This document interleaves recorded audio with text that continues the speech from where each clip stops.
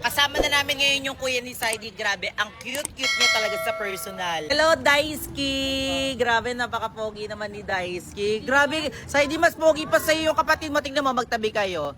Tingnan mo, parang ikaw pa yung mas kuya. Oh, di ba? Parang mas kuya. Ano? Hindi ka kasali, hindi ka kasali. Alam mo, excited na ako.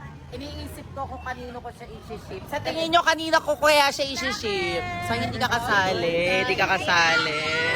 Kanina, alam mo parang mas pogi si Saidi pag si Daisuke pagka tinanggal niya yung salamin niya. Tingnan nga natin. Tanggalin mo yung salamin mo. Patingin. Grabe, napaka-pogi naman ni Daisuke. Meron? Meron? Wala? Wala. Oh, sige, si Kimi. Meron? Wala din. Oh. Ikaw. Patingin ako. Bilis. Ano? Bakit ayaw mo? Ito naman kunyari pa. Sige Oo, na. lalaki pag may jowa, ano ka lang, ano. Pagka kay Saidi. Ayan, oh, kapatid ni Saidi, si Daisuke. Okay, Daisuke ka na lang. Sige nga. Hala, parang meron. Akbay ka nga, Daisuke. Okay lang, akbay ka? Ah! Ba't parang nag-kiss sa noo? Isa pa. Hala, ba't gano'n? Parang bagay sila. Isa pa. Bilis. Akbay. Umano ka rin sa bewang niya. O, bilis, oh.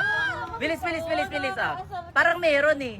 Hala, parang meron. Ganyan lang kayo. Ang pogi talaga ni Daisuke. Parang bagay sila. Okay kaya? Kunyari pa. Bakit nga kayo kung bagay? Bagay ba? Don't need no one to tell me how to live just like they